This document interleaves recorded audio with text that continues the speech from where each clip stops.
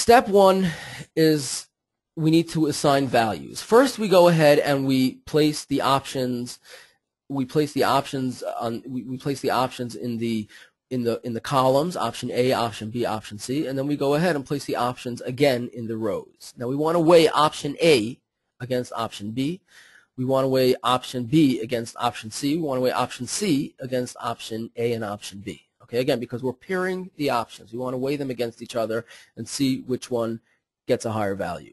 So the first thing we need to do is cross out this box, because we're not weighing option A against option A. We want to weigh options in pairs. So we need to make sure we cross that out. Same thing with option B, because we're weighing option B against option A in this cell. So we don't need to weigh it again in this cell. I'm sorry, in this cell. And this is option B against option B. We're not going to weigh it. And the same thing with option C. We're going to cross out. We're going to black out the cells that we already covered, and also we're going to black out the cell we don't want to weigh option C against option C. Now, option A versus option B. Which one do we prefer? Okay, so for example's sake, let's say we prefer option A. Now, on a scale of 1 to 3, how much more do we prefer option A over option B? We're going to assign a level of 3. Okay, so A3, we prefer option A over option B with a level of with a preferred level of 3. Option A against option C. Here we prefer option C over option A. However, at a level of 1. Okay, we don't prefer it that much. We prefer it on a scale of 1 to 3, we prefer it at a level of 1. And finally, we need to weigh option C against option B. So here we would say we prefer option B, and at a level of 2. Okay? So now we have all the options weighed in pairs. We have option B weighed against option A, where we prefer A with a level of 3. We have option A compared with option C, where we prefer option C to a level of 1. And then we have option B paired up with option C, where we prefer option B over option C at a level of 2. Now we need to go ahead and calculate the values of each option. Okay? So we see that option A has a value of 3. Option B, the total is a value of 2.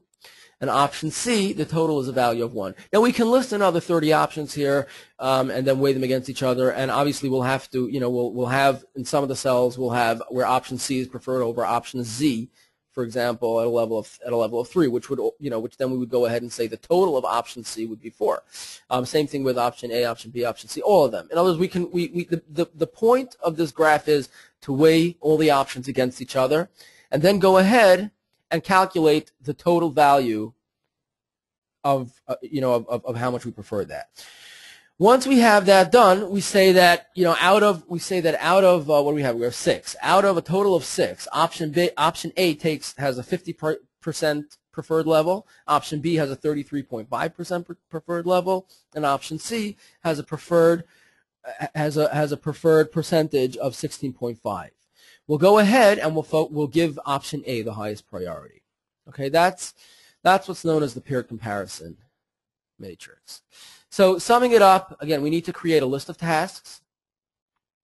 We need to weigh each task against each other. We need to pair them up with each other and weigh each one against each other.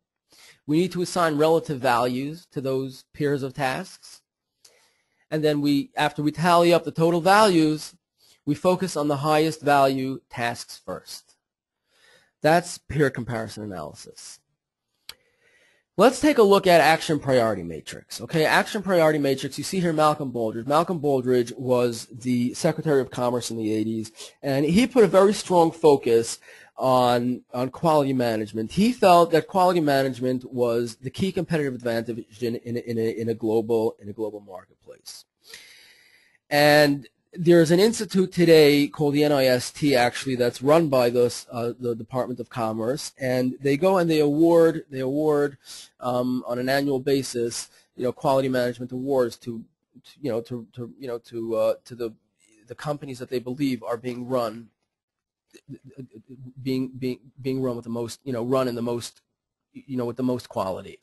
In 1994, the award went to what's called GTE Directories. That was the predecessor to Verizon. That was a predecessor to the Verizon phone books that we have today. They were presented with the award in 1994, and while they were accepting award during their presentation, they revealed this action priority matrix. Okay, this is what they attributed their success to. Okay, what happens is that you can compare priorities against multiple areas, and then you can categorize the tasks as a trade-off between impact and effort. Okay, let's take a look at how this is done. Okay, what we do is we always do effort versus we're gonna pit up the tasks against each other on a scale of effort versus rewards. Okay, so step one, we need to list the tasks. Step two, we need to determine the efforts and the impact of each task. Then we go ahead and we plot it down on a graph. Okay, so it's going to look like this. We're going to go ahead and see how let's go ahead and look at how we do this. Okay, we're going to have the high and low effort and impact. Okay, we're going to have the high effort, low effort, high impact, low impact. Okay, we go and we make a graph. Okay, the starting point is the scale of the graph is starting at 1, going up to 10. Again, same thing, going up from 1, going up to 10. This is the impact level, and this is the effort level. Okay, now we go ahead and we have that list of all the tasks we need to get done, and we go ahead and we plot them down on the graph. Okay, so some tasks will be higher impact but low effort. Some tasks will be a higher impact but higher effort, and all the tasks will be plotted down on the graph. We go ahead and we split that graph into quarters. Okay. The action in the action priority matrix, the technique for prioritization is first we categorize the high impact, low effort quarter. Then we go and we locate the high impact, high effort quarter of the graph. Then we have the low impact, low effort section, and then we have the low impact, high effort section. Okay. In this matrix, priority is always given to the high impact, low effort. Okay, so summing it up again, we're going to have a graph. We're going to develop a graph, with the effort axis and the impact axis. We're going to plot the tasks along that graph. Then we go ahead and we split that graph into quarters. Next, we focus first on the lowest effort, highest impact tasks. And then we go ahead, we go around the graph. Then we go to the high impact, high effort, low impact, etc. So the lowest priority is given to the low impact tasks. Okay, even so again, in the order of priorities, first we'll have the high effort, high impact, the low effort, high impact, that goes first. Next we have the high effort, high impact, that goes second. Then we have the low impact, low effort, and finally we'll focus on the high effort, low impact. Okay, that is the action priority matrix.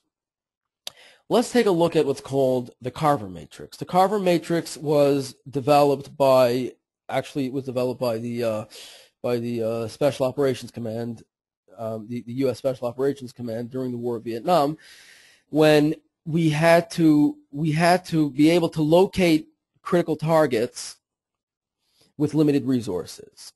Okay, if there was a troop facing ambush from 6 different sides, and they only have limited resources, where do they go first? Who do they try to fend off first? Okay, so the Carver matrix ranks tasks against each other using 6 criteria. And we're going to take a look at that 6 criteria. And the purpose of it is to assist in the allocation of limited resources. Okay? Let's take a look at the Carver matrix. What does Carver stand for? Okay? Carver stands for how critical is the target, how accessible is the target, how much return will attacking this target give us. Actually in the Carver matrix, the R stands for recuperability.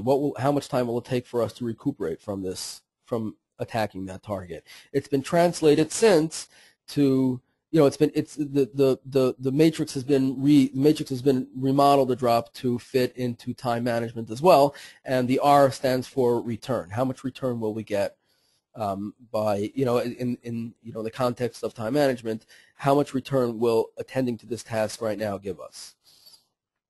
Next, V, is the vulnerability. How vulnerable are we in relation to this target? Or in time management, how vulnerable is this task if it doesn't get done right now? E is the effects. What will happen? What effects do we expect to achieve by going after the specific target or the specific task? And finally, how recognizable are all the dynamics involved in this target, or in the context of time management again, how recognizable are all the dynamics involved in this task? Okay? The way